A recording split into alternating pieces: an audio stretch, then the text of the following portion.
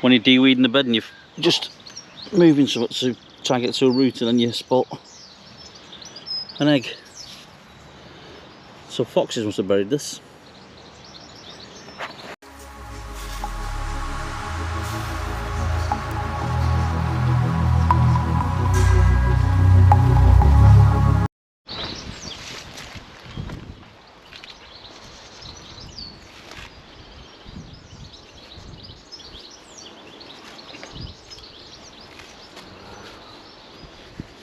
It looks like this garlic has been caught.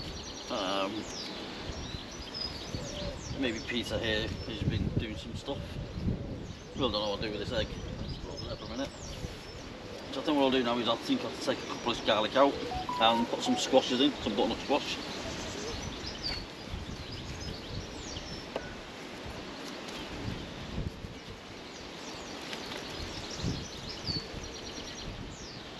Waste time planting them. Not really split as such, but they have been knocked, as you can see.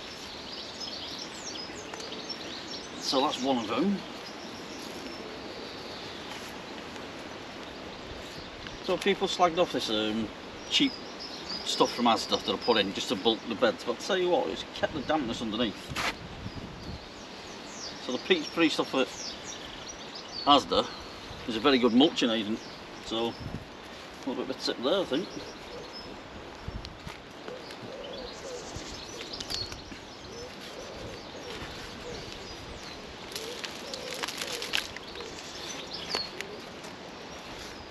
Not too bad.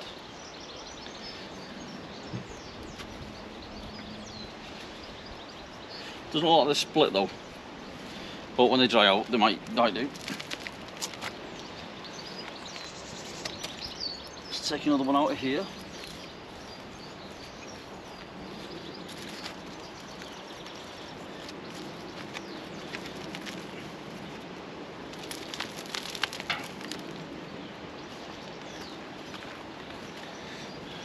Not too bad at all.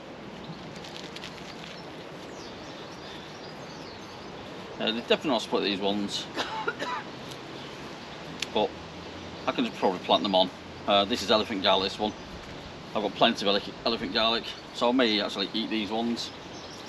I'm going to be careful with me sweet corn, it's not doing that good, to be honest.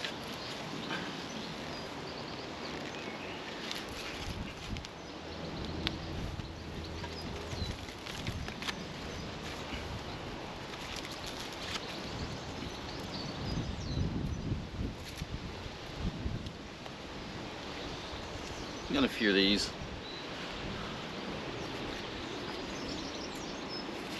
Yeah, it looks like they're all staying as like a bulb form.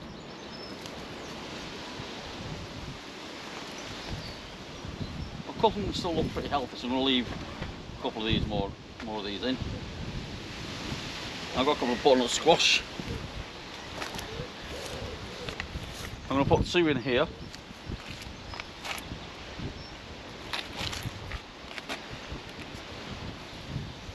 All is I think I'll put them here, then train them to go that way. They're a bit dry.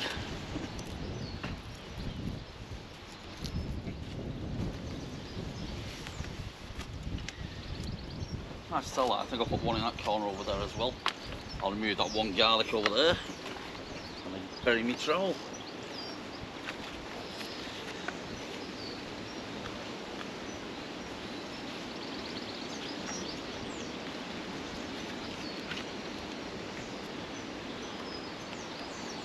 Seems to be a bit bigger over there than this one here though. Doesn't matter, it's still edible. What I'll do now is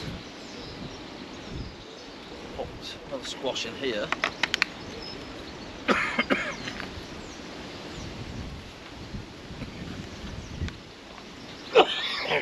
Dust to open the throat then. The squash, I think I'll put it in the bed where I put all the manure, over there. I think I'll put it over there, see how long it's on that one.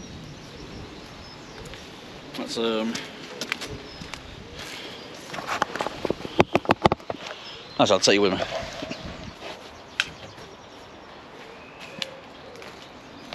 A slight change of plan. I'm going to put it over here.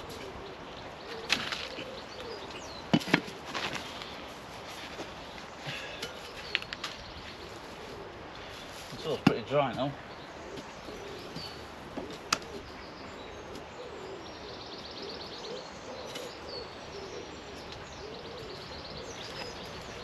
As you can see,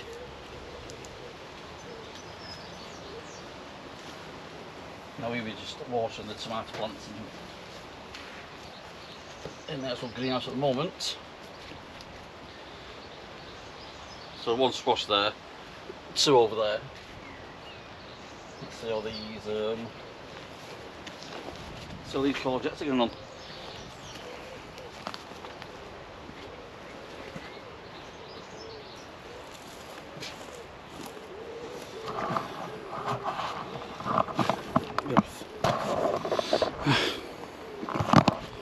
Right, courgettes still under cover at the moment, but as you can see, they're doing pretty well. So I've got my squashes in there now. Rhubarb, I'm not going to take any more of that. That can die off now. It's done. Look at this maytail. It's a pain in the backside. So don't forget your trowel. So what I've actually got over here now is I've actually got a decent sized tomato there, if you look. I've got some pink onions and a cucumber plant and some cauliflower, not cauliflower, cabbages maybe. It's all reduced down. So I thought, why not? Look at this nice sale again. I only de-weeded this a couple of days ago. Looks like the French beans are loving this hot weather, because they're off and out big time. Look at that.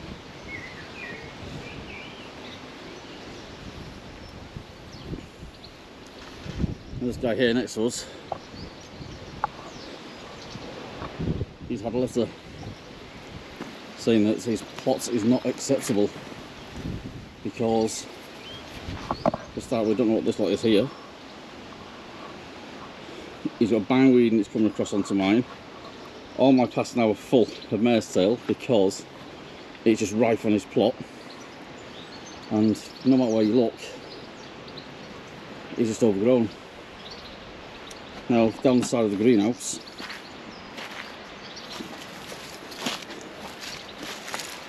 you can't physically see it. There's supposed to be a path that goes all the way down here, and what he did, he dug a trench there years ago, and all these flags fell in. So that path that's down there should come all the way down here and all the way down there to the end. But as you can see, there's not a chance of getting down there. I've even put, last year, I put weed membrane down to stop it, but it's still coming through.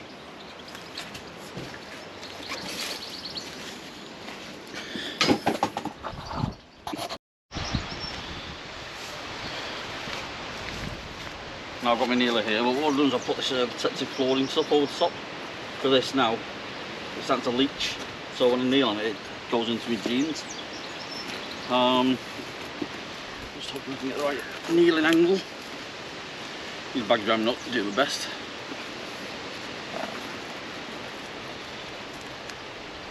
So I've got these pink onions. Now I don't really know how big pink onions grow.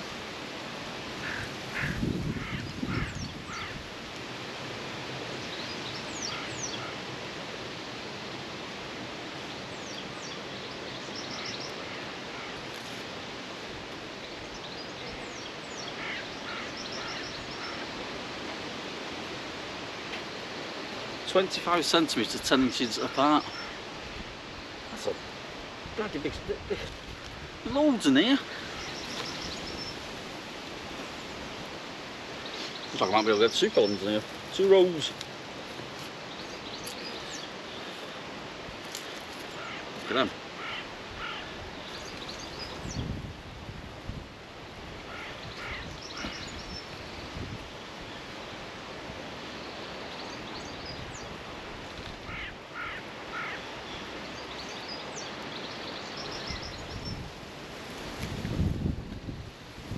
looks like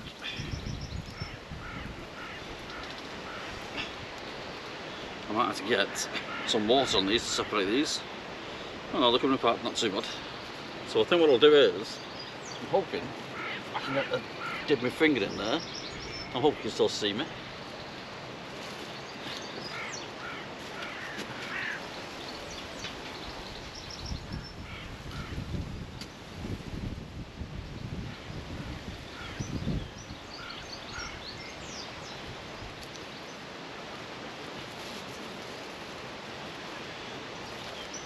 Now this weather's really dried out this soil.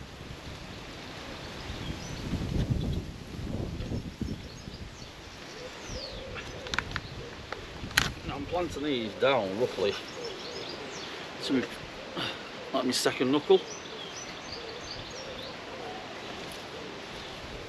Probably a little bit closer than it should be.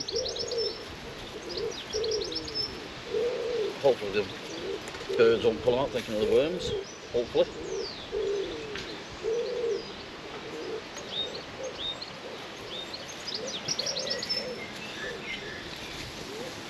Going to be clumps of this manure in here, I think, so I will chuck that out of the way. Mare's tail again. What a shock.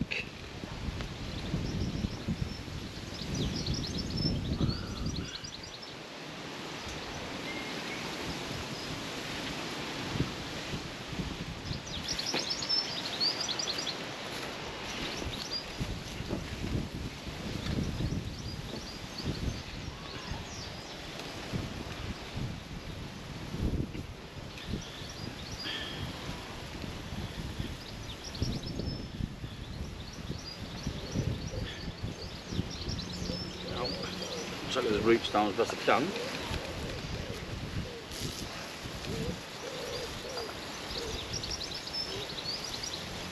You might not be able to see this properly because think of it. Feel that?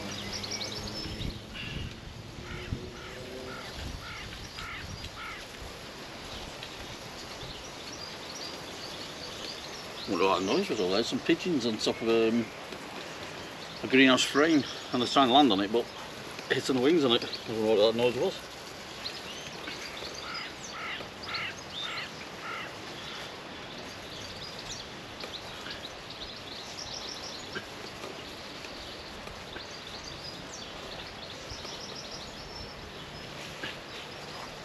Now just thought, courgette. Can you put onions with courgettes? Ooh, I never thought of that.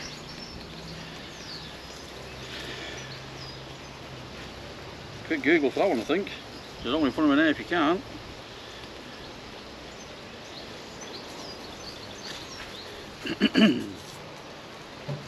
Can you grow onions with courgettes?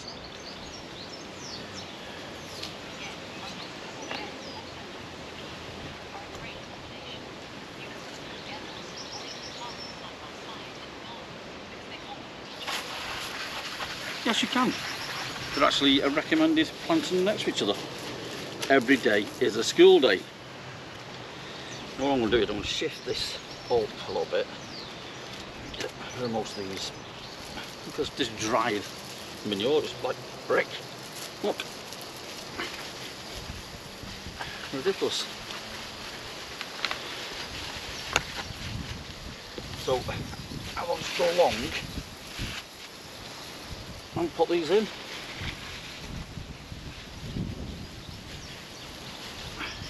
And also there's more.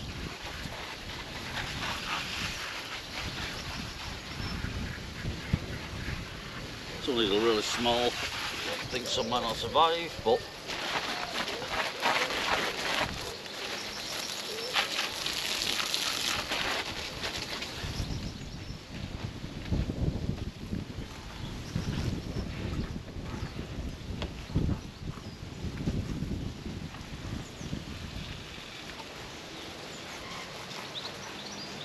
anyway, we'll come back to you in a bit. I've got more onions than I need in this little pot. I'm not complaining though. I think there's only about 75 pence for that big tray. Everybody loves a bargain.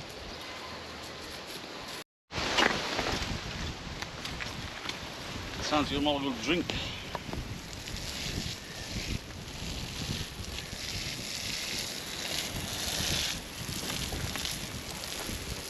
Yeah.